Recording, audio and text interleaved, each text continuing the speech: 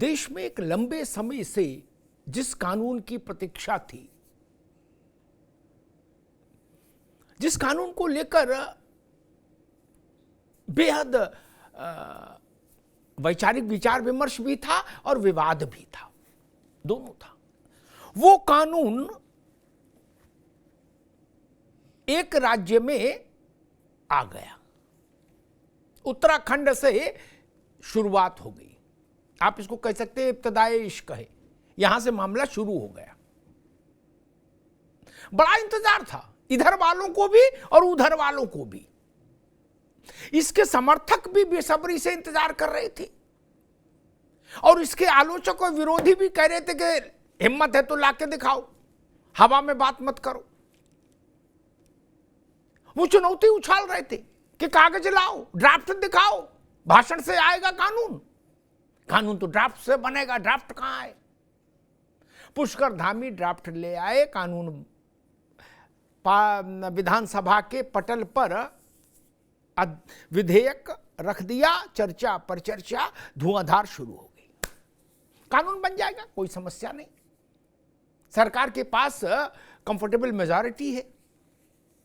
लोकतंत्र में कानून बनने की जो प्रक्रिया है वो जारी है। मेरी समझ ये कहती है कि उत्तराखंड का यूसीसी कानून, यूनिफॉर्म सिविल कोड कानून, ये सैंपल फ्लैट है, सैंपल फ्लैट, ये जान लीजिए। यहां से राष्ट्रव्यापी समान नागरिक संहिता के लिए रास्ता शुरू होता है।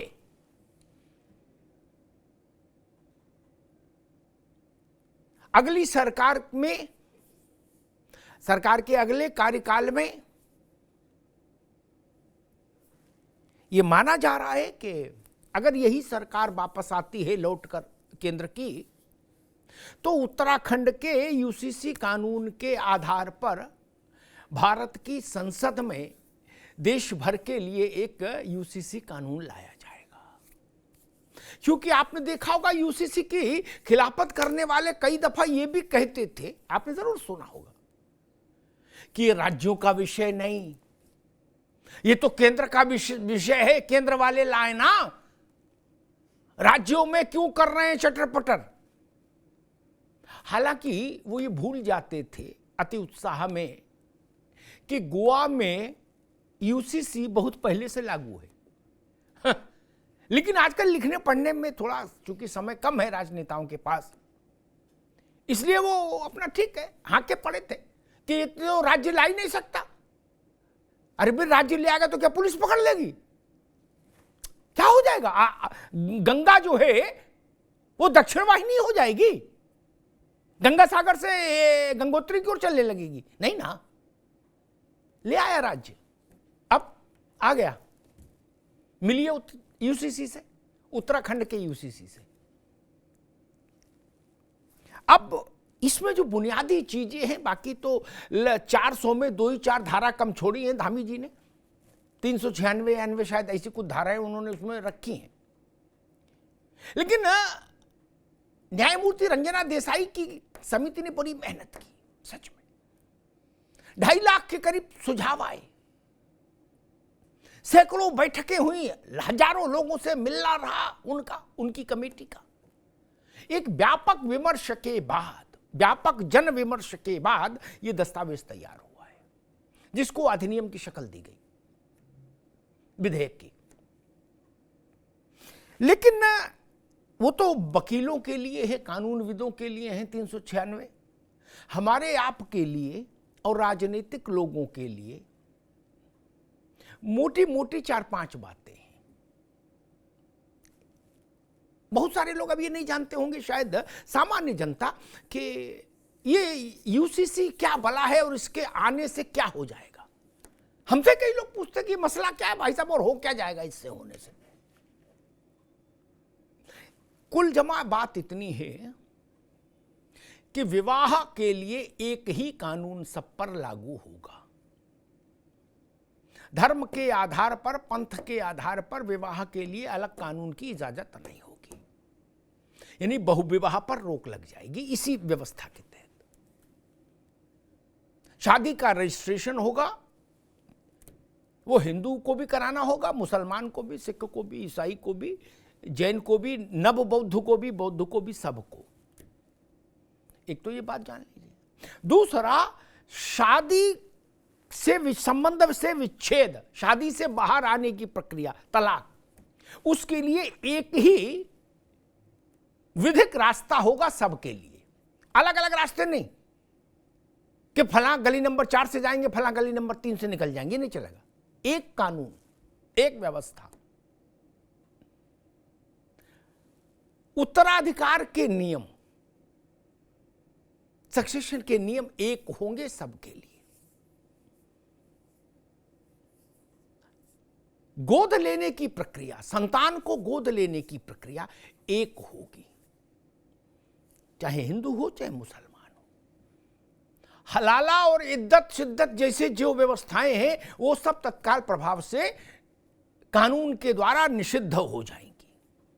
हलाला और शिद्दत नहीं चले, इद्दत नहीं चलेगा ना। जो अभी काफी शिद्दत से चल रहा है वो नहीं चलेगा, बंद हो जाएगा। और इस उत्तराखंड के यूसीसी में एक व्यवस्था और जो वो है जो महत्वपूर्ण है कि महिलाओं के विवाह की आयु एक समान होगी, उस वो धार्मिक आधार पर कम ज़्यादा नहीं होगी। और दूसरा एक जो नई व्यवस्था है वो है लिव इन रिलेशनशिप को लेकर।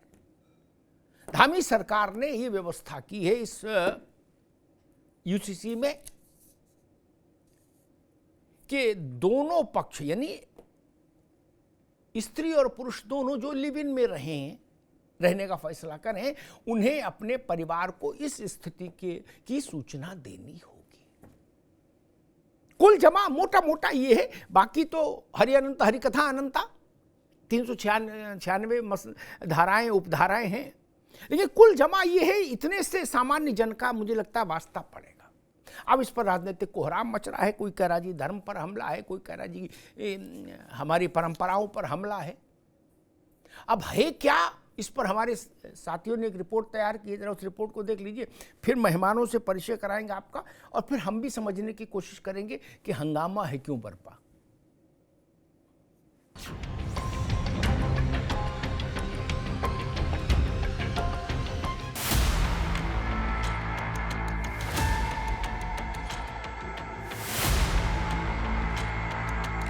उत्तराखंड में एक ऐसे काम की शुरुआत हो रही है, एक ऐसा काम आगे बढ़ रहा है जिसकी प्रतीक्षा देश को लंबे समय से थी।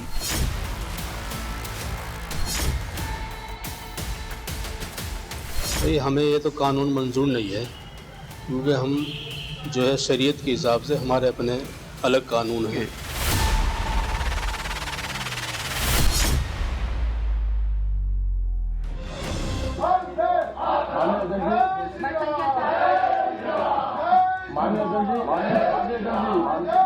वंदे मातरम, भारत माता की जय और जय श्री राम के उद्घोष में देवभूमि उत्तराखंड विधानसभा का ये वो दृश्य है जब सीएम धामी ने विधानसभा में समान नागरिक संहिता उत्तराखंड विधेयक यानी यूसीसी बिल पेश कर इतिहास रच दिया।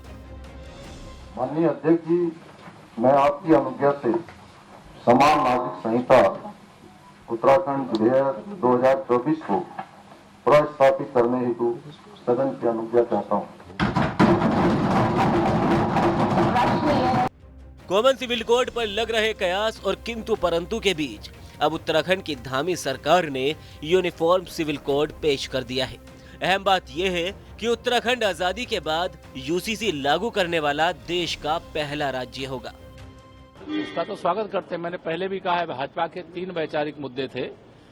अयोध्या में रामलला का भव्य मंदिर, जम्मू कश्मीर से धारा 370 को हटाने और सामान्य नागरिक संहिता, उसकी शुरुआत अगर देवभूमि से हो रही है तो मैं भाजपा का कार्यकर्ता होने के नाते स्वागत भी करता हूं। वहां के मुख्यमंत्री धामी जी को बधाई भी देता हूं। जो संवैधानिक व्यवस्था है,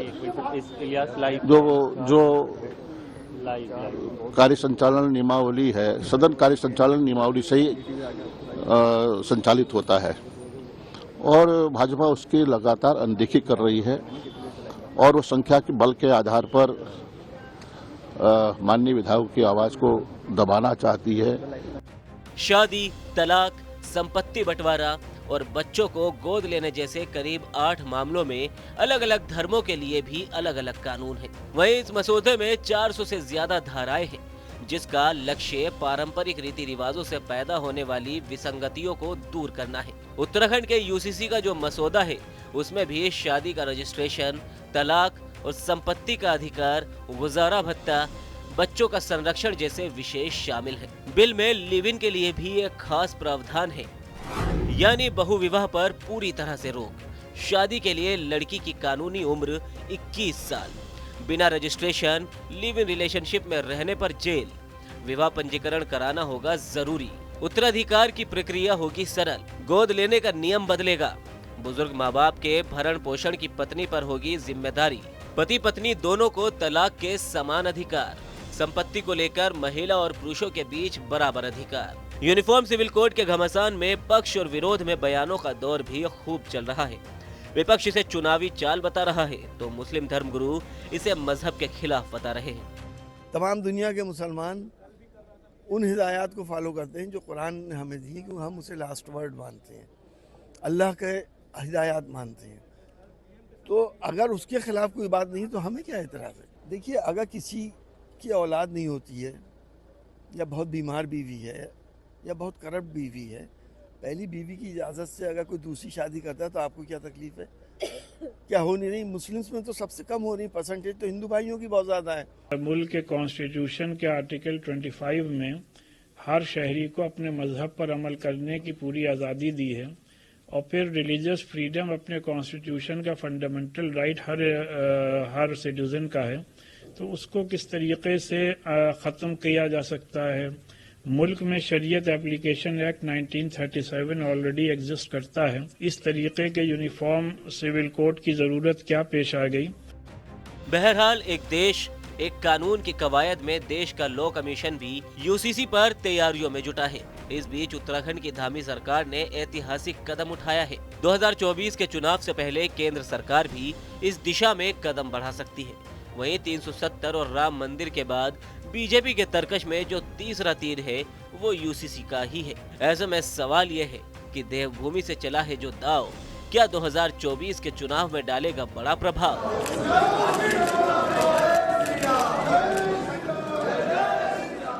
मेहमानों से आपका परिचय करा दें। सूर्य प्रकाश मैथिल हैं, भारतीय जनता पार्टी के नेता। मैथिल जी का स्वागत है। Doctor HS. रावत हैं, हिंदू धर्मगुरु, रावत साहब का बहुत स्वागत है। मुफ्ती नदीमुद्दीन साहब हैं, प्रेसिडेंट ओलामा काउंसिल, मुफ्ती साहब का बहुत बहुत स्वागत है। नाइस हसन है, सोशल एक्टिविस्ट, नाइस जी का बहुत स्वागत है। बहुत योग्य और बहुत विचारवान एक्टिविस्ट हैं नाइस जी, उनका बहुत स्वागत है। और हमारे मित्र सुनील कौशिक जी, वरिष्ठ पत्रकार, सुनील जी का बहुत बहुत स्वागत है। मुफ्ती साहब, आपके पास आऊं उससे पहले मैं नाइस के पास जाऊंगा, वहां से बात शुरू करूंगा। नाइस हसन जी, जिसकी बड़ी प्रतीक्षा थी, इधर वालों को प्रतीक्षा थी, उधर वालों को भी प्रतीक्षा थी। इधर वाले कह रहे थे यूसीसी लाएंगे, उधर वाले ललकार रहे थे कि हिम्मत है तो लाके दिखाओ, कागज कहां है। यूसीसी आ गया, कानून भी बन जाएगा। उत्तराखंड में जो यूसीसी आया है, मेरी समझ ये कहती है कि वो एक विंडो है जहां से आप देखिए कि जब देश के लिए यूसीसी आएगा भारत की संसद में, तो उसका रूप स्वरूप क्या होगा, उसकी झलक उसमें दिख रही है जो पुष्कर धामी लेकर आए हैं यूसीसी। आपने इस पर सुना होगा, क्या है इसमें, क्या स्थिति है? आपकी आरंभिक टिप्पणी क्या है? नाइस। देखिए, कोई भी जागरूक महिला होगी जी। और जो भारत की महिला है वो इसका विरोध नहीं कर सकती। विरोध तभी होता है जब इसकी मंशा गलत होती है। तो मैं एक एक्टिविस्ट के तौर पे इससे पहले भी आपसे बात कर चुकी जी। हूँ इस मुद्दे पे। तो मेरा कहना ये है कि अगर कोई कानून, ये पूरी बहस ही महिला ने शुरू की थी और महिला ही इसके केंद्र में थी। ये पुरानी बात, मैं 72 से पहले की अगर कोट कर रही हूँ जी। तो महिला ही केंद्र में थी, लेकिन समय के साथ क्या हुआ, महिलाएं इससे गायब हो गई। इसके केंद्र में मौलाना, पंडित और तमाम राजनेता आ गए। तो मैं वापस चलती हूँ कि ये महिलाओं का उठाया मुद्दा था और महिलाएं ये चाहती हैं कि औरतों के लिए जो कानून हो वो उन्हें इंसाफ दे। तो अगर जहां तक ये सवाल है, ये ना मुसलमान औरत से रिलेटेड है, ना हिंदू, ना पारसी, ना सिख, ये सभी औरतों का सवाल है। तो एक मुसलमान औरत होने के नाते, इस देश की नागरिक होने के नाते मैं ये कहूंगी कि अगर हमारी मंशा सही है, औरतों को इंसाफ मिल रहा है, जी। तो एक मुस्लिम होने के नाते मैं कहूंगी कि ये कुरान के खिलाफ नहीं है।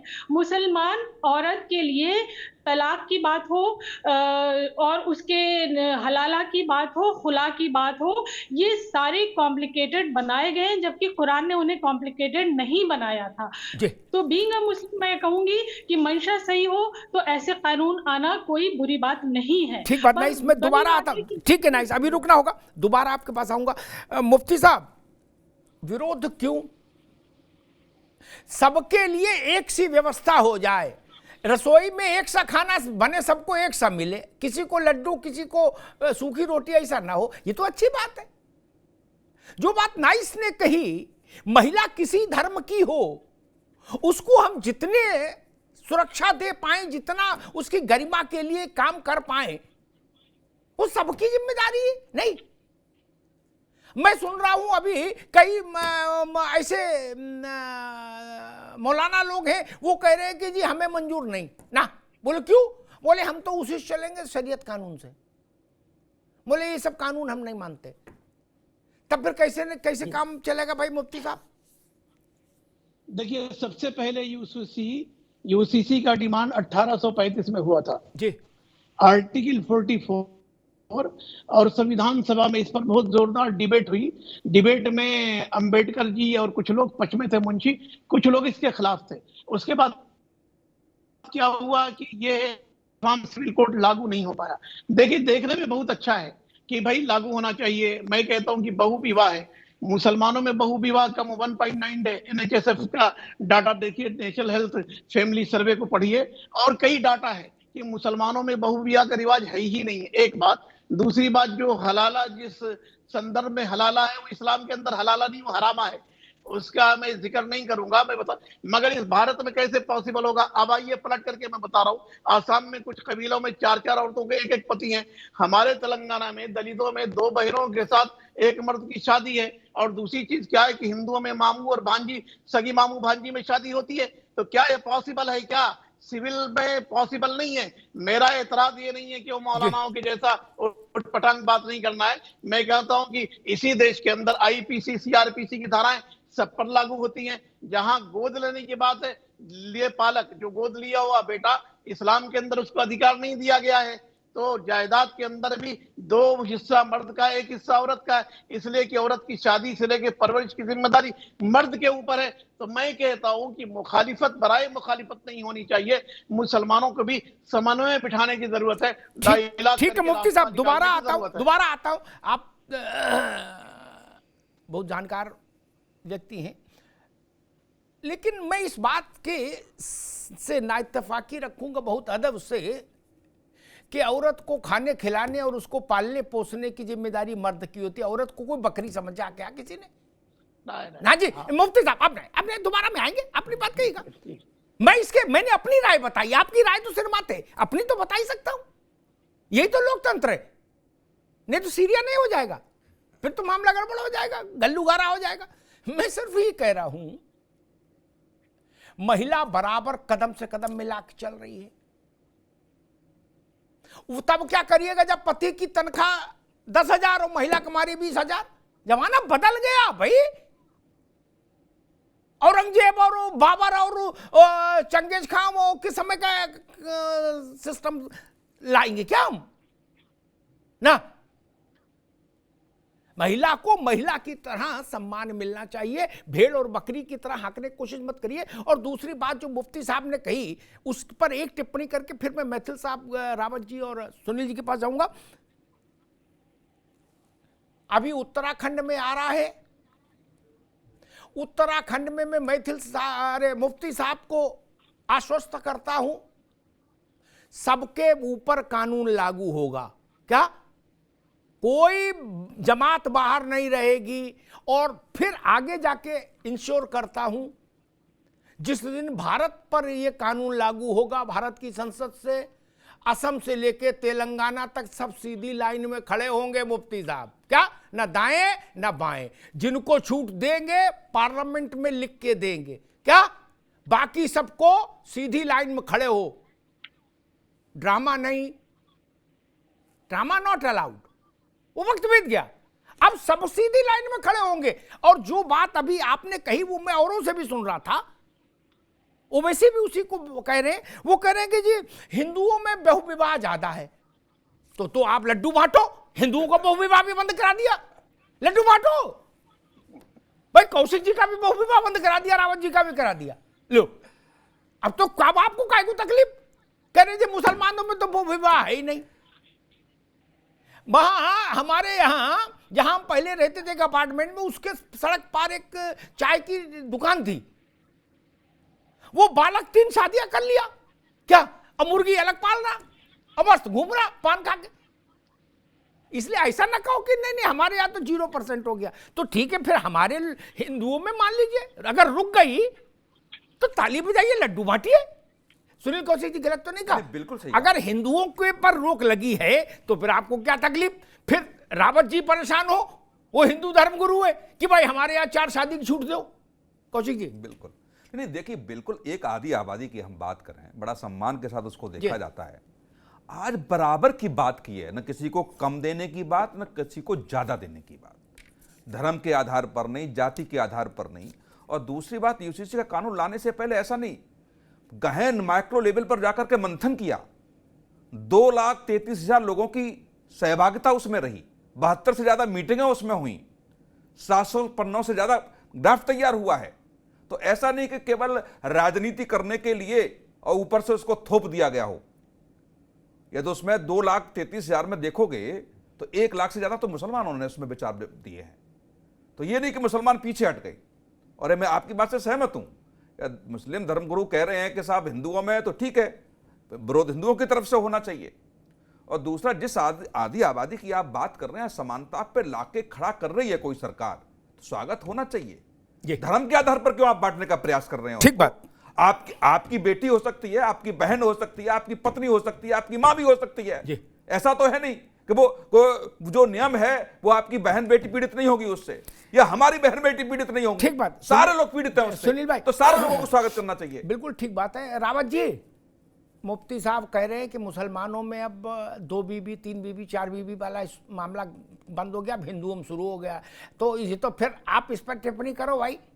हालांकि मेरी राय ये है, मुसलमान हो, सिख हो, ईसाई हो, हिंदू हो, किसी जात के हो, किसी पंथ के हो, किसी कबीला के हो, कोई हो, मैं बहुविवाह के सिद्धांततः पूर्णतः खिलाफ हूं।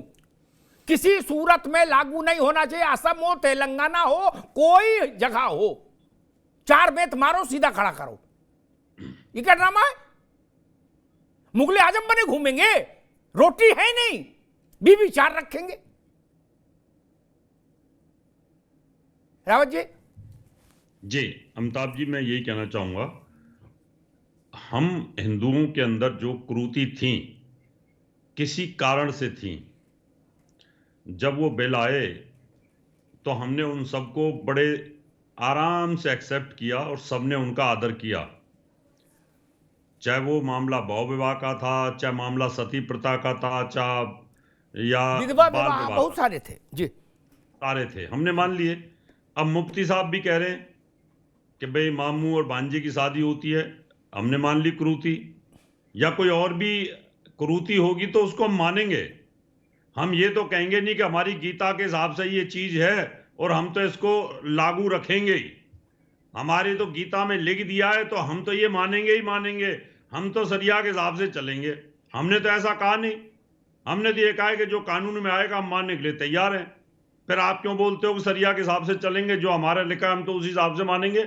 जब हम हर चीज को पहले भी मान चुके हैं, हिंदू मैरिज एक्ट आया उसको मान चुके हैं, विरोध तो आपका रहता है, कट्टरता तो आपके अंदर रहती है। जब कानून आ गया तो मान लो आप भी हमारी तरह, जब हमारे अंदर कोई कमियां हम भी एक्सेप्ट करते हैं, आपके अंदर कोई कमियां, सबके लिए बराबर कानून होगा, देश की उन्नति होगी। और जिन देशों में एक जैसे कानून है वो बहुत ऊंचाइयों को छूते हैं, कोई भेदभाव नहीं होता, कोई हिंदू मुसलमान नहीं होता, किसी की बहन बेटी में कोई फर्क नहीं आता, सबका बराबर होना चाहिए। अमिताभ जी जी बिल्कुल ठीक बात। मैं अब मैथिल साहब के पास आऊंगा, क्योंकि वो सरकार, जिस पार्टी की सरकार है उसके प्रवक्ता है। मैथिल साहब, एक टिप्पणी मेरे जहन में आ रही कि भाई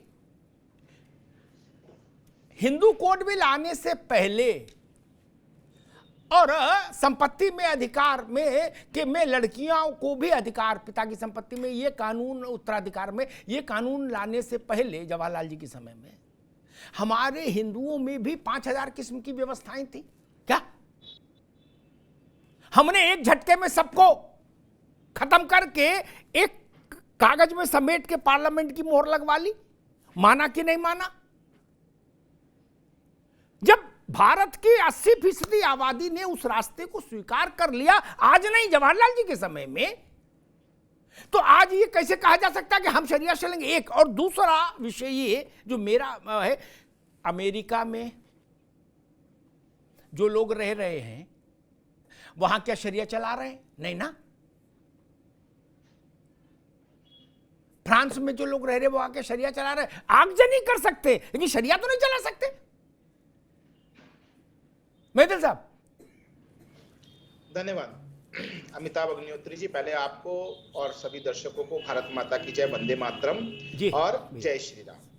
देखिए, अभी मैं नईशा जी की भी बात सुन रहा था और उसके बाद मैंने उलामा काउंसिल के जो प्रेसिडेंट हैं मुफ्ती नईमुद्दीन जी, उनकी बात भी सुनी। उसके अलावा आपकी रिपोर्ट्स में कुछ कट्टर मौलानाओं की बातें भी सुनी कि ये इस्लाम जो है, इस्लाम के अंदर हमारी जो कुरान, पवित्र कुरान मजीद है, हम उसी के अनुसार चलेंगे, उसके अलावा हम किसी को नहीं मानेंगे। तो पहली चीज, आपके जो धर्म है उसके अंदर कुरान शरीफ में भी लिखा है कि आप जिस भी देश में रहेंगे आपको वहां के कानून मानने चाहिए, ये उसमें साफ साफ लिखा है। दूसरी चीज मैं पूछना चाहता हूं कि अभी मौलाना साहब ने बोला मामू भांजी की शादी होती है, तो जहां तक मैं समझता हूं जो सनातनी हम लोग हैं वहां पर भांजी जो है वो मामा के लिए पुण्य तुल्य होती है। इस प्रकार का फर्जी बड़ा मत पहनाइए। और आपने एक बहुत अच्छी बात बोली कि अगर एक थाली से सबको खाना मिलेगा, एक आपका कुकर से सबको खाना मिलेगा, तो परेशानी क्या है? यही तो सोचने का विषय है अमिताभ अग्निहोत्री जी। जिस समय इस देश का विभाजन हुआ था तो विभाजन हुआ था धर्म के आधार पर। अगर मैं कहीं गलत हूं तो आप मुझे करेक्ट कीजिएगा। पाकिस्तान मुसलमानों के लिए और हिंदुस्तान हिंदुओं के लिए। लेकिन उसके बाद जब संविधान सभा जो बैठी उसके अंदर हम लोगों ने सर्वधर्म समभाव की बात की, लेकिन तब भी हमारे संविधान के अंदर सेकुलर शब्द नहीं था, लेकिन उसको कांग्रेस ने इमरजेंसी में गढ़ दिया। एक और बात मैं कहना चाहता हूं, ये एसपीसी से ग्रसित है, स्पेशल प्रिविलेज सिटीजन के रूप में कुछ लोग अपने हमारे देश के अंदर समझते हैं कि हम स्पेशल प्रिविलेज लेते हैं। उनको धर्मस्थलों में स्पेशल प्रिविलेज चाहिए, सब्सिडी में स्पेशल प्रिविलेज चाहिए, उनको अपने धार्मिक अधिकारों में स्पेशल प्रिविलेज चाहिए। उनको लगता है कि उनके बाप का देश है। लेकिन मैं ये कहना चाहता हूं बहुत जिम्मेदारी से, ये देश सबका है, लेकिन ये उसका नहीं है जो इस देश के कानून नहीं मानता। आपके धर्म में क्या लिखा है क्या नहीं लिखा है ये आपकी धार्मिक बात हो सकती है, लेकिन जो भारत का संविधान है आर्टिकल 14 ये कहता है कि सबको समानता का अधिकार मिलना चाहिए। ये मेरे संविधान का कहना है और सरकार इस चीज के लिए बाउंड टू एग्जीक्यूट है। और आज एक बहुत बड़ा ऐतिहासिक दिन है कि यूसीसी लाया गया। हम लोगों ने 2 विधान 2 प्रधान 2 संविधान, इसको खत्म करने की बात कही थी, हमने वो खत्म किया। इसके अलावा हमने राम मंदिर बनाने की बात कही, वो खत्म, वो हुआ। आज हम यूसीसी लेके आए हैं, आगे जनसंख्या नियंत्रण कानून भी लेके आएंगे। ठीक है, मैं इस देश में सबको समान अधिकार है। ठीक नाइस हसन, बुनियादी बात की ओर लौटते हैं। हाँ। इस बात को कह के हम क्यों आड़ लेना चाहते हैं कि मुसलमान में बहुविवाह बंद हो गया, हिंदुओं में ज्यादा तेजी से भाग रहा। अरे हम करें हिंदू में हो, मुसलमान में हो, सिख में हो, ईसाई में हो, किसी में हो, क्या उसके सबके चार डंडा मारो, इसमें क्या बुराई है? देखिए, जो आप बात कह रहे हैं कि बहुविवाह तो औरत के एक तरह से खिलाफ ही जाता है, ये चाहे हिंदू औरत हो, पारसी हो, मुसलमान हो, किसी के भी खिलाफ जाता है। चाहे आप कहें 2% 2% में भी लाखों औरतें तो होंगी ना जिनके खिलाफ हो जाता है। 150 करोड़ की आबादी है, 1% भी हो तो बहुत है। बिल्कुल है, मेरा ये मानना है कि ये यूसीसी आना चाहिए, लेकिन ये ऑप्शनल रखिए और जो निजी कानून है सबके, उनमें सुधार का रास्ता भी बने रहना चाहिए। जब निजी का हमारे पास ये ऑप्शनल होगा तो ज्यादा से ज्यादा औरतें इसी का प्रयोग करेंगी और जो निजी कानून है धीरे धीरे वो अपने आप ही सिमटता चला जाएगा। देखिए, जरूरत क्या होती है, लोग ये किसी भी एकता अखंडता से इसको मत जोड़िए मेरे भाई सूर्य प्रकाश मैथिल जी, ये इसका एकता अखंडता से कोई रिश्ता नहीं, ये औरत के न्याय से रिश्ता है इसका। ये आप इसलिए खुश होइए कि देश की औरतों को न्याय मिलेगा। ठीक है जी, ठीक है, नाइस नाइस नाइस, आपने एक बड़ी बुनियादी बात कही। ठीक है, नाइस, आपने एक बड़ी बुनियादी बात कही। एक मिनट रुकिए। शबनम हाशमी ने 2014 में शबनम हाशमी ने 2014 में गोद लेने के अधिकार को शरीयत की चुनौती दी और वो जीती। नाइस, ठीक है, एक मिनट रुकिए भाई, नाइस रुकिए, अभी रुक जाइए। नाइस हसन ने एक बुनियादी बात कही, मैं उससे भी खुद को सहमत नहीं कर पाता, चाहता तो हूं लेकिन कर नहीं पाता। ऑप्शनल रखिए, हमको मैथिल भाई रुकिए, हमको देश के लोगों का मिजाज पता है। नाइस, हम जनसंख्या नियंत्रण पर 75 साल से जन जागरण कर रहे हैं और कौन कौन से जागरण कर रहे हैं, आज तक तो कुछ हुआ नहीं। कानून बनेगा तो सीधे चलेंगे, ठीक, ये ऑप्शनल में कुछ नहीं मानेंगे। चार बीवी लाके घर में बैठाल देंगे और पहले की 3 जो होंगी उनके कान के नीचे देंगे, क्या? और फिर खुला भी कराएंगे, हलाला भी कराएंगे, मलाला भी कराएंगे, इद्दत भी कराएंगे और शिद्दत भी कराएंगे। तब क्या करोगे? कानून होना चाहिए। और एक चीज, नाइस, नहीं, मैं इस बात से सहमत नहीं हो सकता। आपने अपनी बात कही, मैं अपनी बात कह रहा हूं। अमिताभ जी 20 सेकंड दीजिए। एक मिनट में चलता। इस देश की 80% आबादी को आपने ऑप्शनल रखा था क्या? कि भाई आप सत्यनारायण कथा चलना चाहते हो या कानून से चलना चाहते हो? आप स्कंद पुराण से चलोगे कि कानून से चलोगे? आप देवी पुराण से चलोगे कि कानून से चलोगे? आप ऋग्वेद से चलोगे कि कानून से चलोगे? कैसी बात है? ये नहीं चलेगा। ना, सब एक कानून से चलना चाहिए। मैथिल साहब क्या कहना चाह रहे, बोलिए। देखिए, अभी नाइस जी ने जो सोशल एक्टिविटी अपने आप को बताते हैं, उन्होंने कितनी खूबसूरती से इसमें अगर मगर तगर जोड़ दिया। यही असलियत में जिसे कहते हैं ना एक वामपंथ। सुन लीजिए, मैंने आपके बीच में नहीं बोला, नाइस जी सुन लीजिए। इन्होंने कहा ऑप्शनल जोड़ देते हैं। मैं इनसे पूछना चाहता हूं कि भैया मुझे इतना बता दीजिए आप, यदि इस देश की आबादी 80% है और आप लोकतांत्रिक देश में रहती हैं, चलिए यहाँ पर एक ऑप्शन ही छोड़ देते हैं कि हम हिंदू राष्ट्र चाहते हैं या लोकतांत्रिक देश चाहते हैं। और अगर इस देश की 80% आबादी कह देती है कि हमें तो हिंदू राष्ट्र चाहिए, हमें इस देश में विधर्मी चाहिए ही नहीं, सबको निकालो, लठ मारो, बाहर भगाओ, 57 कंट्रीज हैं, अच्छा लगेगा क्या? नहीं, आप बीच में मत बोलिए, आप सुनिए पहले। ऑप्शनल की बात सुन लीजिए, मैंने क्या बोला था? दोनों लोग रुकिए, दोनों लोग रुकिए। मैथिल साहब आप भी रुकिए, आप रुकिए। मुफ्ती साहब, दोनों लोग रुकिए। मुफ्ती साहब, मसला वही, ये कानून मुसलमानों के लिए आता तो हो सकता मैं आपके लिए खड़ा होता, आपके साथ खड़ा होता। क्या ये कानून सबके लिए है? इसमें किसी मजहब का तो उल्लेख ही नहीं। फिर है तो वह क्यों? नहीं, देखिए, और अगर एक मिनट मुफ्ती साहब मेरी बात पूरी आ जाए फिर आप जवाब। और अगर शरीयत चाहते हो, शरीयत से इतना मोहब्बत है, उसके प्रति इतना समर्पण है, तो छाती चौड़ी करिए और यहां हाथ रखिए दिल पे और कह दीजिए इनसे, मैथिल से, कि भैया हमको कंप्लीट शरीयत चाहिए। क्या फौजदारी में भी शरीयत चाहिए क्या?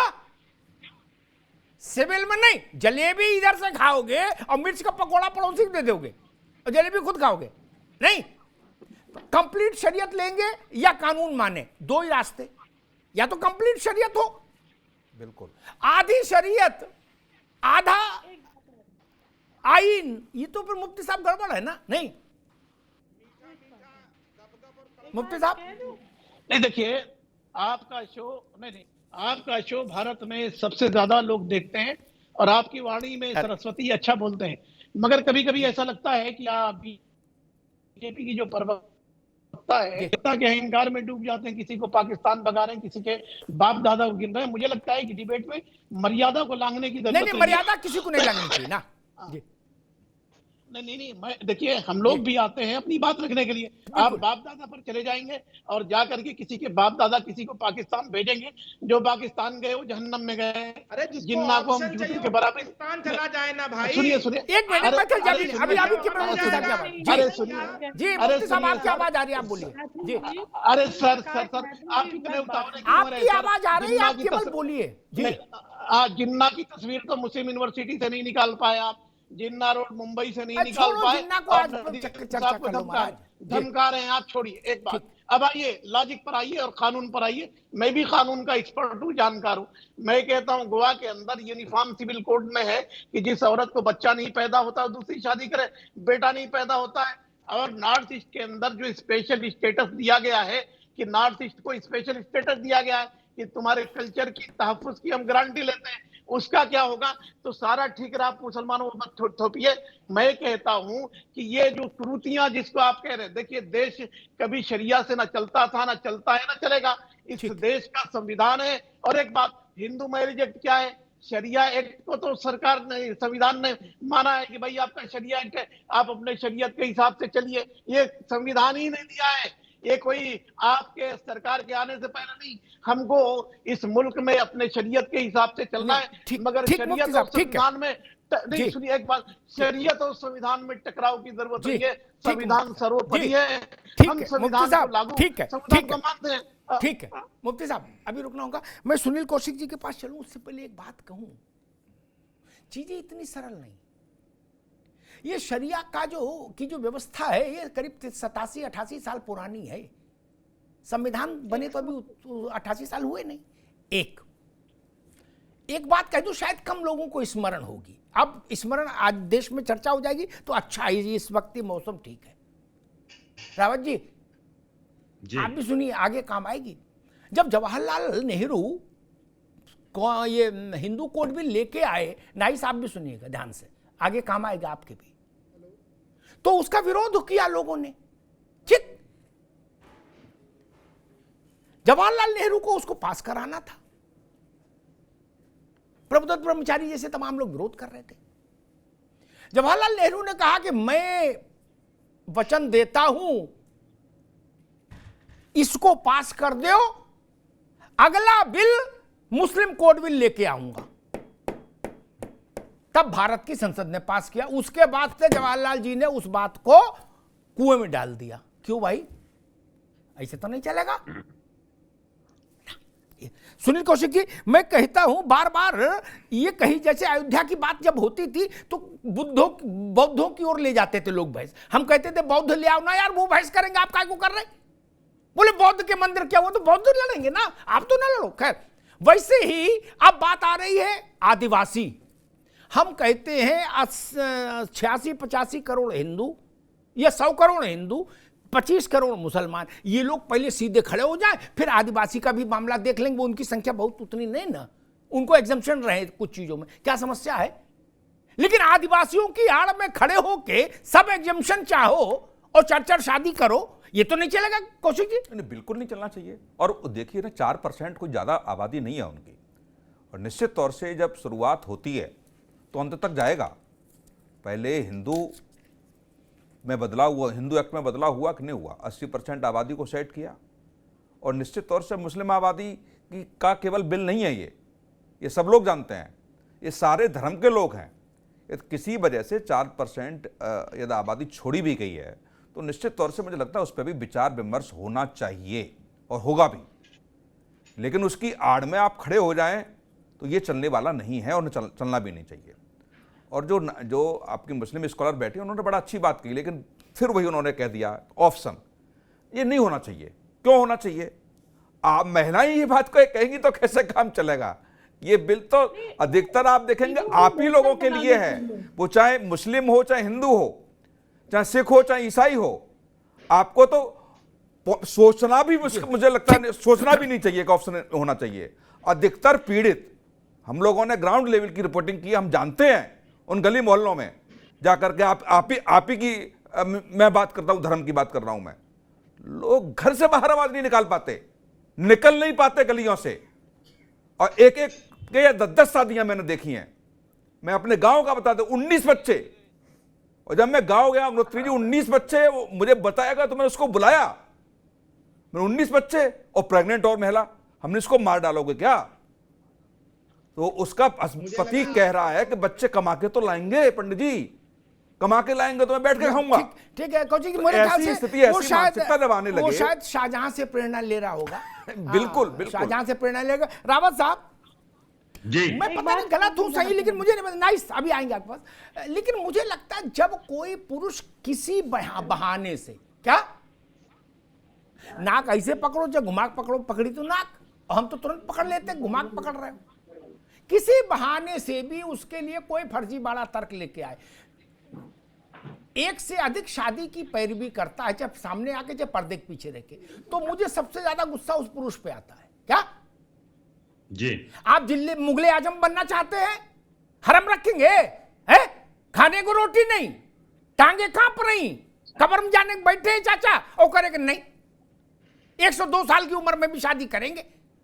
मैं कोई नई गलत मतलब अजूबी बात नहीं कर रहा। रामपुर में 103 साल के एक चाचा, उन्होंने शादी की, रिपोर्टर ने पूछा चाचा 103 साल में क्यों की, तो चाचा तो सुन नहीं पा रहे, जो उनकी नई बेगम थी उनसे चाचा ने, उसने बताया, सवाल पूछ रहे, तो उन्होंने उनको बताया कि कह दो कि अकेलापन दूर करने के लिए, 103 साल में भी अकेलापन दूर करने के लिए बीवी चाहिए। रावत जी क्या तमाशा हो रहा है भाई? भोपाल है, रामपुर नहीं, भोपाल भोपाल सही। अरे भोपाल सही महाराज, कितनी चीजें याद रखूं, कागज नहीं रखता। भोपाल सही, घटना गलत हो तो बताओ। नहीं अच्छा भोपाल में इजाजत दे दे, 103 साल में अल्लाह अल्लाह करने का टाइम होता है, अल्लाह से मिलने का टाइम है।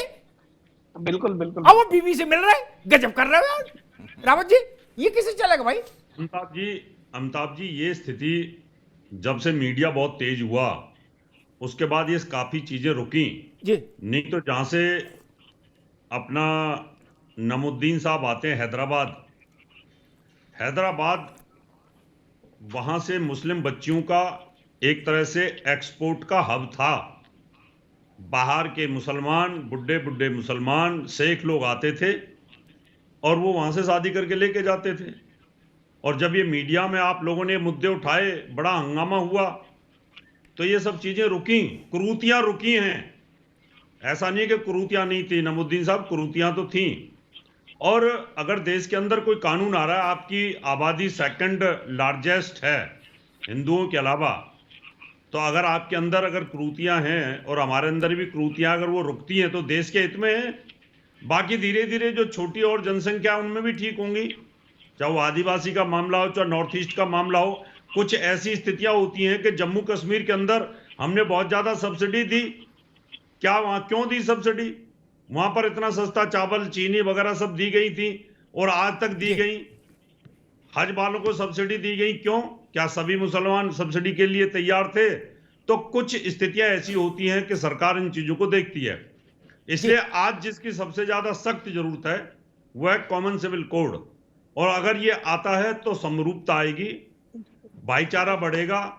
आपस में जो विवाद है, अभी अपना कौशिक जी बता रहे थे 19 तो 14 लड़के तो मैंने भी देखे हैं। जहां मैं हॉस्टल में पढ़ता था बगल में 14 बच्चे, अब मियाँ जी चलिए, वो तो सारे ठीक कोई रिश्ता है, चला रहा है, वो कुछ भी कर रहा है, ठीक है, तो मुगलों वो सब के चीजें तो रुकेंगी ना। हाँ, मुगलों और से प्रेरणा देश एक पाई उभरते होगी, की वो तरफ ठीक है। जाएगा। और आपकी समाज के अंदर भी, हमारी समाज के साथ हमारी जो कृतियां वो भी ठीक हों और आपके भी ठीक हों, तो मुझे लगता है देश की उन्नति के लिए बहुत अच्छा रहेगा। मैथिल साहब, उत्तराखंड में जो यूसीसी आ रहा है, कानून बन रहा है, क्या हम इसको राष्ट्रीय कानून की छोटी झलक माने?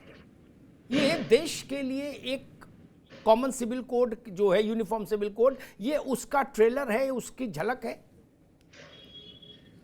धन्यवाद अमिताभ जी। जी। और आपने जो प्रश्न किया, बहुत हद तक मैं ये कहूं कि ये तो एक छोटा सा उदाहरण है, झलक है। बिल्कुल सही कहा आपने कि झलक है। जब राष्ट्रीय स्तर पे ये कानून आएगा तो इसमें बहुत सारे विषय जुड़ेंगे और बहुत ही, मैं ये कहूं कि विराट होगा।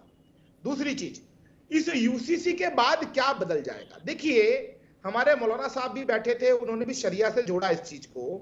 मैं यह कहना चाहता हूं बहुत विनम्रता से कि आप सब लोगों की जिम्मेदारी होती है कि आप अपने धर्म के मौलाना हैं, तो आपको अपने धर्म में जागरूकता फैलानी चाहिए। इससे ना तो किसी प्रकार की पूजा पद्धति में किसी भी तरह के कोई अवरोध आने वाला है, पहली चीज, क्योंकि ये पूजा पद्धति के लिए नहीं है, ये केवल तलाक के लिए है, विरासत के लिए है, शादी के लिए है और गोद लेने के लिए। आप ये समझिए कि आप ही की भाषा में बोलता हूं, ननकू जो है, ननकू अपनी बीवी को लेके पहुंचा तलाक करने के लिए और वहां पर कोर्ट में खड़े होकर बोलता था, उसके ऊपर हिंदू मैरिज एक्ट लागू होता है और जज साहब कहते हैं चल बेटा तेरे को भरण पोषण देना पड़ेगा। अब रज्जाक लेके पहुंचता है तो रज्जाक को ननकू वाले कानून में सजा नहीं मिल सकती ना, क्योंकि वो तो स्पेशल प्रिविलेज सिटीजन बना हुआ है देश के अंदर। उसके लिए तो एक अलग सिस्टम क्रिएट किया हुआ था मुस्लिम तुष्टीकरण के लिए कि तुम जो चाहो वो करो। लेकिन इस कानून को आने के बाद चाहे वो ननकू हो, चाहे वो रज्जाक हो, चाहे वो थॉमस हो, चाहे वो सिंह इज किंग हो, कोई भी मेरा भाई होगा, उन सब के लिए कानून समान होगा। कि भैया एक बात और जी, एक कुरीति जो समाज में पनपी हुई है, वो पनपी हुई है लीव इन की। इस कानून में उसके लिए भी प्रावधान है और मैं बहुत धन्यवाद करता हूं धामी साहब को कि उन्होंने इसको इसमें सिस्टम में लाए। इस कानून के अनुसार अब कोई भी बच्चा नाजायज नहीं होगा अमिताभ जी। वो किसी भी तरीके से बाप का नाम भी मिलेगा और मां का नाम भी मिलेगा। अगर लिव इन में आप रहते हैं तो आपको जानकारी देनी पड़ेगी। अगर आप जानकारी नहीं देते और पकड़ में आते हैं तो 25,000 रुपए का जुर्माना आपके ऊपर होगा और कानूनी कार्रवाई भी। ये समाज की कुरीतियों को हटाने का एक प्रयास है। ठीक बात, और जेल भी होगी। ठीक बात मैथिल जी, ठीक, अभी रुकना होगा, बिल्कुल ठीक बात है, जेल भी होगी। लिव इन के चलते भी बड़ी समस्या है। लिव इन के विरोध में कोई नहीं, लेकिन लिव इन को व्यवस्थित करना होगा। नाइस, आपको याद होगा जब ट्रिपल तलाक का मसला था तो इसी देश में मौलानाओं के एक वर्ग ने एक इतनी विचित्र बात कही थी जिससे मैं बहुत खिन्न हो गया था। उन्होंने कहा था कि ट्रिपल तलाक का कानून लाओगे तो फिर औरतें घर में मार दी जाएंगी जला के। वो कह ये रहे थे कि खुला छोड़ दो हमको, आना जाना हम तय करेंगे औरत का, 10 अंदर जाएंगी 5 बाहर जाएंगी ये हम तय करेंगे, और नहीं तो हम अंदर ही घर में ओम नमः शिवाय करेंगे, अग्नि संस्कार कर देंगे। नाइस, ऐसा तर्क, इसके बाद भी आप ये कह रहे हो कि ऑप्शनल रख दो। देखिए, आप जब कानून बना तब तो सुधरना मुश्किल है। अरे सुनिए, तो आप अगर हमें बोलने का मौका देंगे तो हमारी बात आप तक जाएगी। आप हमारी बात को अन्यथा ना ले। देखिए, एक तरीका होता है कि जब समाज बिल्कुल स्वीकार नहीं करता, हम लोग भी 10 साल पहले से 3 तलाक का सवाल उठा रहे थे। आते आते बहस चलाते चलाते हम चले गए सुप्रीम कोर्ट, और हलाला में हम चले गए सुप्रीम कोर्ट। जब माहौल बना और चीजें बदल गई, तो मेरा एक सुझाव है कि ऑप्शनल से लेके अनिवार्य तक का एक हम जर्नी करें, ये मेरा महज एक सुझाव है। लेकिन जिसको आप शरिया शरिया कह रहे हैं, वो शरिया लॉ जो है कुरान पे बेस ही नहीं है। हम लोग से ज्यादा आप लोग के ना दर्द है, ना हमारे हिसाब से उतनी जानकारी भी होगी कि हम मुसलमान औरतों ने जिस तरह की ड्राफ्टिंग की और हम सुप्रीम कोर्ट लेके गए, किसी भी मुसलमान मर्द मौलवी के पास एक तर्क नहीं था कि हमारी बात को काट सकता। तो आप हमारी बात को समझने की कोशिश कीजिए। यूनिफॉर्म सिविल कोड के समर्थन में जागरूक औरतें हैं, मैं भी हूं, लेकिन कि और चीजें गड़मड़ हो, क्योंकि इसका फायदा नुकसान सिर्फ हम बहनों को है, हिंदू, पारसी, मुस्लिम, ईसाई सब बहनों को है। तो हम चाहते हैं कि और सबके निजी कानून भी है, तो हम ये चाहते हैं कि अगर ये सुझाव एक रहे कि आप निजी कानूनों में भी सुधार करो, क्योंकि वहां पे भी औरत को इंसाफ नहीं मिल रहा। ठीक है, नाइस, आपकी बात आई और मैं आपकी बात से, आपके मूल भाव से सहमत हूँ। ठीक है, नाइस, रुकना होगा मुफ्ती साहब। ठीक है, नाइस, हमारा एक सुझाव है। हाँ, ठीक, रुकना होगा। मुफ्ती साहब, एक सवाल मेरे जहन में बार बार गूंजता है। हमने तो अपने 5000 साल के पर्सनल लॉज क्या संसद के हवाले कर दिए कि आप मोहर लगा दो, जो सही सो सही, जो गलत बोल दे वो गलत मान लेंगे, छोड़ा सब। क्या तुदीयम वस्तु गोविंदम तुभ्यमेव समर्पये ग्रहण सम्मुखो भूत्वा प्रसीद परमेश्वर। क्या ईसाइयों ने भी किए, सबने किए। आप जरा हमको बता दो, आपने 800 साल में, 900 साल में पर्सनल कानूनों की कभी झाड़ पोंछ करके उनको धूप दिखाई? कभी ये देखा कि इनमें फंगस लग गई? कभी कुछ देखा नहीं? 800 साल नहीं, 1937 से ले लीजिए। कभी आप लोगों ने ऐसी कोशिश की, जो लोग आलिम फाजिल थे उन्होंने कभी ये कोशिश की कि इनमें भाई समय के साथ तब्दीली करो, कि आज भी अरब का घोड़ा दौड़ रहा है? बिल्कुल नहीं। इटावा में गजब बात कि आज भी खजूर का पेड़ यहाँ तो है नहीं। अरे भाई, सबने किए और हिंदुओं से ज्यादा तो कोई कुर्बानी दे ही नहीं सकता पर्सनल लॉज की। हमने तो सारे लॉ ही पार्लियामेंट के अधीन कर दिए थे। मुफ्ती साहब देखिए, जहां तक अगर कहीं बुराई है तो हम लोगों ने उसका डट के मुकाबला किया भी। मुकाबला नहीं, आप हमको ये बताओ कि हमने एक बैठक की और ये शरिया जो सो कॉल्ड शरिया है उसके 4 कानून बदल दिए। हम लोगों ने मुकाबला किया, देखिए सर, आप लोगों ने नहीं किया। जी, अरे नहीं, आप सुनिए, उसके बाद आप बोलिए, काउंटर करिए, बात तरीके से सुनिए। देखिए, शरिया में कोई बदलाव नहीं होता है। शरिया जो है ये अल्लाह की तरफ से नाफिज है। सवाल ये है बुराइयां क्या है। जैसे एक मिनट, अभी वो हंस रहे थे, वो कह रहे थे कि 18 बच्चे हैं, 16 बच्चे हैं। ये लोग मुसलमानों को चिढ़ाते हैं, इनका जो है दिमाग नहीं पड़ता कि शिबू सोरेन के कितने बच्चे हैं, लालू प्रसाद यादव के कितने बच्चे हैं। जी, जब जी, मुफ्ती साहब को तकनीकी समस्या है, ठीक बात है, आएंगे दोबारा से। रावत साहब, वही सवाल सब लोगों ने अपने अपने निजी धार्मिक कानूनों को समय के साथ बदला। पूरे विश्व में वाहिद एक मजहब है इस्लाम जिसने अपने धार्मिक कानून, पर्सनल लॉज को ये कह के नहीं बदला कि ये अल्लाह के कानून है, इनमें तब्दीली नहीं होगी, दुनिया कहीं चली जाए। क्या एआई आ गई, वो अभी तक कह रहे इद्दत होगी, शिद्दत होगी, और क्या क्या होगा, बताइए दुनिया कहां पहुंच गई है? अमिताभ जी, अभी मुफ्ती साहब कह रहे थे कि अल्लाह का कानून है, शरीयत का कानून। चाइना में कहां चला गया वो शरीयत का कानून चाइना में कहां है? आप वहां दाढ़ी नहीं रख सकते, वहां आपको सिंपल तरीके से रहना पड़ेगा। वहां पर आपकी मस्जिदों की डिजाइन चेंज कर दी, आप टोपी पहन के सड़क पर नमाज अदा नहीं कर सकते। आपकी स्थिति तो वहां पर नॉर्मल चाइनीज जैसी कर दी उन लोगों ने। क्यों? अभी फ्रांस के अंदर बुर्का बैन कर दिया, क्यों? वहां वो शरिया का कानून कहां चला गया? बाकी के कंट्रियों में कहां जा रहा है कानून? और आपके इस्लामिक कंट्रियों के अंदर भी कहां जा रहा है? वो तुर्की के अंदर कहां जा रहा है? क्यों बंद कर रहे हैं सारे के सारे सब चीजों को यूनिवर्सिटीज के अंदर? क्या हिजाब की जरूरत नहीं है? जब वहां बदल सकते हो शरिया के कानूनों को, चाइना में बदल सकते हो, और वहां आप आराम से मान रहे हैं सारी चीजों को, यहां क्या दिक्कत है आपको? सिर्फ इसलिए कि यहां डेमोक्रेसी है, इसलिए कि आपके ऊपर यहाँ सख्ती नहीं है, इसलिए कि आईपीसी की धारा है उसका आप इस्तेमाल करते हैं, इसलिए ये उचित नहीं है आपका। ये सरिया अल्लाह की देन है।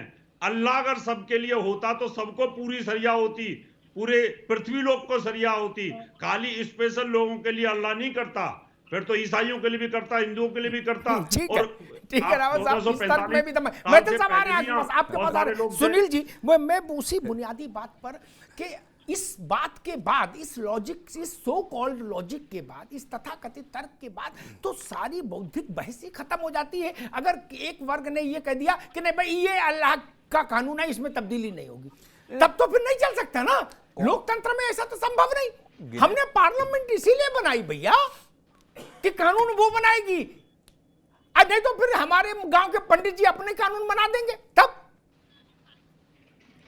देखिए अग्निहोत्री जी सब गिने चुने लोग हैं जी।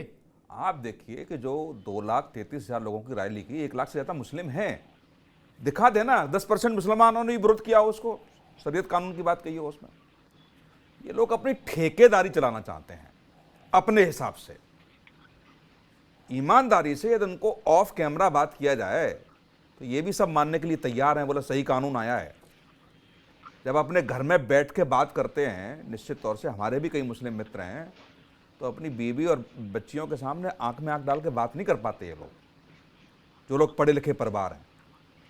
अब जो राजनीति करने के लिए, अपने आप को मौलाना दिखाने के लिए सब उल्टी सीधी बातें तो करेंगे ही।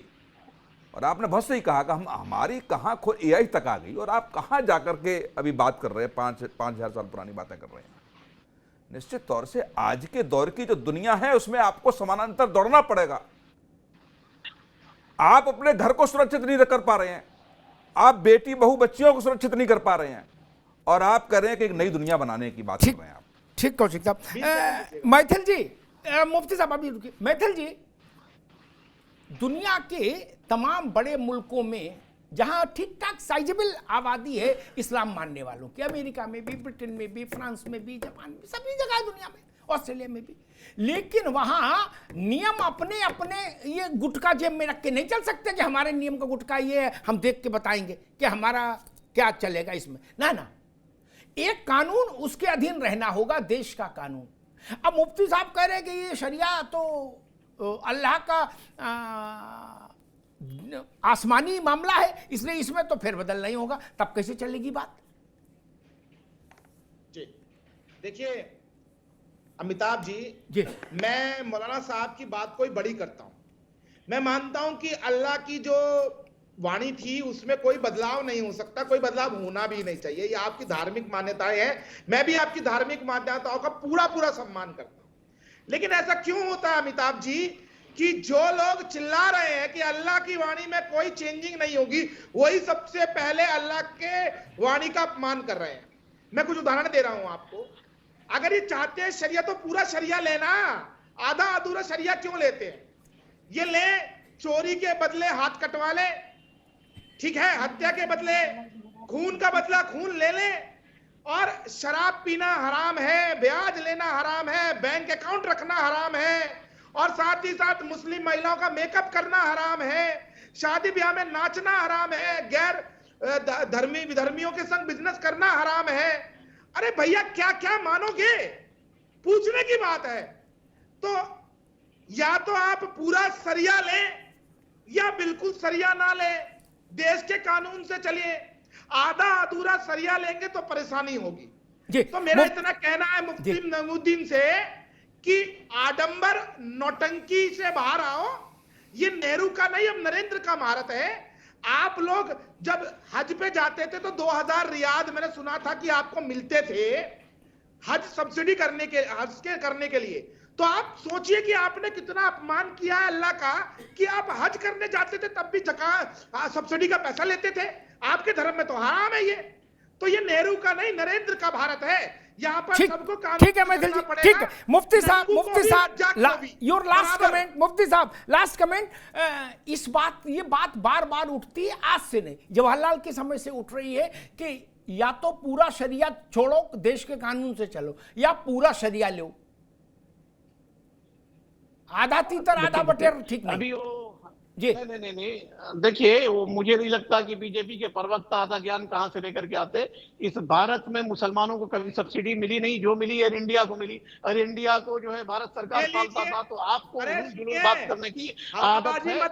2000 जो है ना हम मिलते थे, आपको याद हम जो भी थे। अभी केवल मुफ्ती साहब क्या बात जी आपको तर्क कर रहे हैं, आपको तर्क कर रहे हैं। आप पहले बात सुनिए, पहले आप बात सुनिए जी, कहिए मुफ्ती साहब, आपकी आवाज जा रही है जी। सवाल नहीं, मैं कहता हूँ, अभी वो कह रहे हैं कि महिलाओं की समानता की कर रहे हैं इस्लाम। देखिए, इस्लाम ने महिलाओं को समानता इतना दिया है कि तरके में, जायदाद में, भाई के जायदाद में हिस्सा है, बाप के जायदाद में हिस्सा है, शौहर के जायदाद में हिस्सा है। अभी बड़ी बड़ी बातें कर रहे थे, पार्लियामेंट में महिलाओं को 50% रिजर्वेशन नहीं दे सके, 33% रिजर्वेशन दिए, उसको भी जो है कई शर्तें लगा कर दिए। अरे भाई, महिलाओं को कहां खड़ा कर दिए? तो आधा आबादी है तो 50% दे दो ना। ठीक मुफ्ती साहब, में क्या दिक्कत है? इक्वालिटी अगर आता है, नहीं, एक बात करिए, समानता एजुकेशन में दो, समानता हेल्थ के अंदर दो, ठीक है मुफ्ती साहब, ठीक है। मूल बात ये जो मुझे समझ में आई, टीवी के बाहर नाइस मेरी बात से जरूर सहमत होंगी। एक पिता के तौर पर जो मुझे बात समझ में आई, सारा शब्दों का खेल इसलिए रचा जा रहा है कि स्त्री के साथ हम कैसा व्यवहार करें, यह अधिकार पुरुष के पास में रहे। यह तर्क ठीक नहीं, यह अमान्य होना चाहिए। यही बात मैंने ट्रिपल तलाक के समय कही थी। वो कौन जाहिल लोग हैं जो कहते हैं कि हम जलाक मार देंगे औरत को, घर में अगर ट्रिपल तलाक कानून बना दोगे, मार के दिखाइए, जेल जाएंगे, लाठी खाएंगे। तमाशा बना दिया है। अल्लाह ने आपको बना, मर्द को बनाया तो औरत को भी अल्लाह ने बनाया है। वो अपनी संतानों में भेद करेगा? आप उसके गले में रस्सी डालकर घुमाएंगे? मुफ्ती साहब ने अच्छी अच्छी बातें कही, उनका सम्मान है मुफ्ती साहब का। लेकिन अब अफगानिस्तान जैसे देशों में देखते हैं वहां क्या हो रहा है स्त्री के साथ। वो तो 5 टाइम नमाज पढ़ रहे हैं, अब फिर भी ये कर रहे हैं, सड़क पर कोड़े मार रहे हैं, गर्दन काट रहे हैं और वीडियो बना रहे हैं। गर्दन भी काट रहे हैं औरत की और वीडियो भी बना रहे हैं। यही कहां है वो लोग जो फतवा जारी नहीं करते? कोई स्कूल जाती बच्ची कोई थोड़ा मेकअप कर ले तो फतवा जारी हो जाएगा। अरे अफगानिस्तान में कोई फतवा जारी क्यों नहीं होता भाई? वहां के दृश्य नहीं दिखते?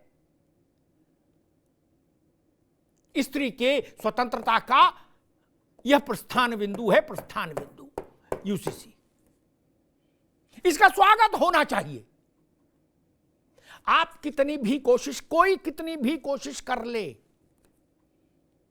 अब वो समय जा रहा है बहुत तेजी से। मेरी बात लिख लीजिएगा, बहुत तेजी से। कोई स्त्री को अपने अनुचर, अपने सर्वेंट की तरह, सेवक सेविका की तरह ट्रीट नहीं कर सकता। नाइस जैसे कुछ लोगों ने उस वक्त भी मुझसे कहा कि ट्रिपल तलाक में जन जागरण हो जाए। मैं लोक जागरण जन जागरण वाला आदमी नहीं। कानून बनाओ, दरोगा को ताकत दो, इनको उठा के 4 लठ मारे। तमाशा बना दिया। बोले दाल में नमक ज्यादा, तलाक। बोले दाल में नमक कम, बोले तलाक। क्या कर रहे हो भाई? बोले मुर्गा क्यों बनाया, मुर्गी क्यों नहीं बनाई, तलाक। अरे क्या तमाशा बना रखा है। और अगर हिंदुस्तान में रावत जी ने कुछ प्रकाश डाला, 5000 वर्ष के हमारे क्या धार्मिक कानून मान्यताएं नहीं थी ना?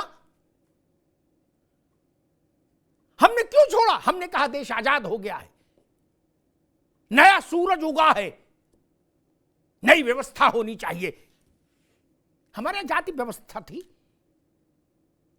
वर्ण व्यवस्था, जाति व्यवस्था नहीं। जाति व्यवस्था शब्द गलत है, वर्ण व्यवस्था थी, उसको दूषित कर दिया जाति व्यवस्था में। खैर, विधवा का मसला था, सती प्रथा थी। हम लोगों ने कानून बनाए कि नहीं बनाए मुफ्ती साहब? हमने कानून बनाए, हमने मतलब भारत ने, कि विधवा की शादी दोबारा नहीं होगी, उसको मंदिर में बैठ के भजन कीर्तन करना पड़ेगा, देवदासी। ये हमने मंजूर नहीं किया। हमने सती प्रथा को रोका कि नहीं रोका? भारत के हर भूभाग में सती प्रथा की परंपरा थी। रोका ना, पूरी सख्ती के साथ रोका, क्योंकि हम इस पाशविकता के साथ खड़े नहीं हो सकते कि स्त्री को जिंदा जला दिया जाए। अरे मुर्गी भी गर्दन काट के भूनी जाएगी, पकाई जाएगी। स्त्री को आपने उससे भी क्या गुजरा कर दिया? हमने उस पर रोक लगाई। इसलिए अब जब हमने इतना किया, हम भी ये कह सकते थे कि हमारे कानून भगवान के कानून हैं, इनमें कोई फेरबदल नहीं कर सकता। जवाहरलाल से कहते, जवाहरलाल पीछे हटो, नो, ये परमात्मा के कानून है, नेहरू कैसे बदल सकता है? तब क्या होता मुफ्ती साहब? तब तो देश चल गया, तो हम अफगानिस्तान हो गए होते, ये भी जान लो। यहां भी ऐसी मूर्खताएं हो रही होती, कंबल ओढ़ के लोग हंटर हाथ में लेके घूम रहे होते। सभ्यता के रथ पर देश को आगे ले जाना है। दुनिया एआई तक पहुंच गई, आप किन बातों के लिए लड़ रहे हैं कि 4 शादी की छूट मिले? क्या करोगे 4 शादी करके? एक से ही अच्छे से निभा लो मित्र, एक के संतानों के साथ न्याय कर लो, उनको पढ़ा लिखा लो, उनको अच्छा इंसान बना लो। ये अवध के नवाबों जैसा जीवन क्यों जीना चाहते हैं? इल्यूजन में क्यों रहना चाहते हैं? अंडे बेचकर आप बाजिद अली शाह के जैसा जीवन नहीं जी सकते ना। उनके पास अकूत संपदा थी। वो भारत के गरीब आदमियों के पैसे का क्या दुरुपयोग करते थे, उसकी एक छोटी सी झांकी बता दूं। रावत साहब, बहुत कम लोगों को पता होगा, अवध के एक नवाब थे नाइस, उनकी बेगम गर्भवती हुई तो उन्होंने एक चौतरे पर 1 करोड़ रुपए मूल्य की अशर्फियां रखवाई और उसमें उनकी लात लगवाई बेगम की, और उसके बाद नौकरों से कहा लूट लो। ये नवाब साहब अपने घर से लाए थे खेती करके पैसा? नहीं ना, ये हमारा पैसा था। वैसा जीवन जीना चाहते हैं क्या कि 4 इधर घूम रही, 4 उधर घूम रही, 4 पीछे 4 आगे? ये नहीं चलेगा, बंद होना चाहिए। और मैं नाइस की इस बात से सहमत नहीं, हालांकि अधिकांश बातों से मैं नाइस की सहमत हूं, लेकिन इस बात से सहमत नहीं। उन्होंने ठीक है, ज्यादा बवाल नहीं हो शायद इस इंटेंशन से उन्होंने कहा कि ज्यादा हाय तौबा ना मचे कि भाई चलो ऑप्शनल भी रख लो। नहीं, ऑप्शनल से चीजें नहीं सुधरेंगी। अगर भारत में सती प्रथा निषेध कानून ऑप्शनल होता कौशिक जी, तो भी लोग औरतों को जबरन मुंह में कपड़ा बांध के चिता में झोंक देते, कहते नहीं नहीं चाची ने मंजूरी दी थी क्या, और रावत जी से गवाही दिला देते कि रावत जी के सामने चाची बोली थी हम सती होंगे। लो, हमने ऑप्शनल नहीं रखा। ड्रामा कराइए, सती का जेल जाएगा, पूरा गांव जेल जाएगा, हमने कानून में ये किया, पता है? नाइस। सती प्रथा में हमने उस कानून को स्वीकार किया, पूरा गांव जेल जाएगा। जितने जिंदाबाद का नारा लगाएंगे सबको लठ मारो। आपके लिए ये कानून क्यों नहीं लागू करेंगे भाई? अच्छा लगे तो, बुरा लगे तो, देश में कानून एक से ही होने चाहिए। वही सब बातें, और जो बात शायद किसने, कौशिक जी ने कही थी या रावत जी ने कही थी कि पूजा पद्धति में हस्तक्षेप ठीक नहीं। हम ठाकुर जी को कैसे पूजा करना चाहते हैं वो संसद नहीं तय कर सकती। हम मंगल का व्रत रखना चाहते हैं, रावत जी बृहस्पति का, कौशिक जी सोमवार का, इसमें कानून नहीं होगा। लेकिन शादी कितनी करोगे इस पे तो कानून होना चाहिए भाई साहब। इसका रिलीजियस प्रैक्टिसेस की फ्रीडम से क्या लेना देना? नाइस, आप दूसरे चीज की फ्रीडम मांग रहे हैं, हमको समझ आ रहा है। फ्रीडम दूसरी वाली चाह रहे हो गुरु, अब बता दूसरी रहे हो। आप नमाज 5 समय पढ़ो, कानून रोक नहीं सकता। आप 2 समय पढ़ो, कानून जब ये नहीं कह सकता 5 क्यों नहीं पढ़ी। भारत के कानून को क्या लेना देना?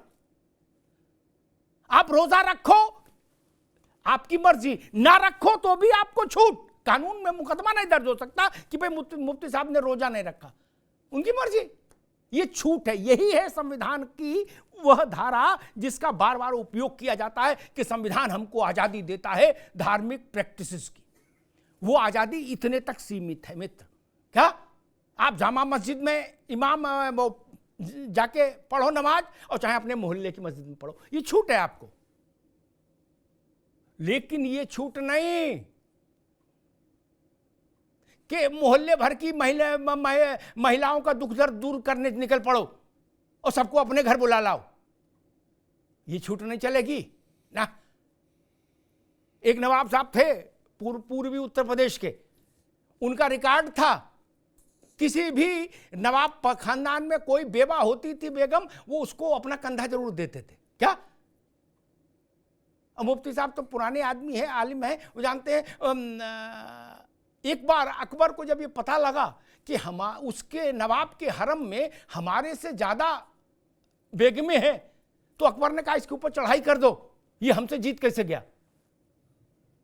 ये सब नहीं चलेगा। अब ना हरम है, ना नवाब है, ना वो दौर रहे। एक कानून में चलिए, एक रास्ते पर चलिए, और कोई धर्म हो, स्त्री का सम्मान पत्नी के रूप में, बहन के रूप में, बेटी के रूप में, माँ के रूप में सबसे ऊपर रखिए। और मुफ्ती साहब, आखिरी गुजारिश ये करूंगा सबसे, स्त्री पर कोई टिप्पणी करने से पहले अपनी बेटी का चेहरा जरूर देखिए,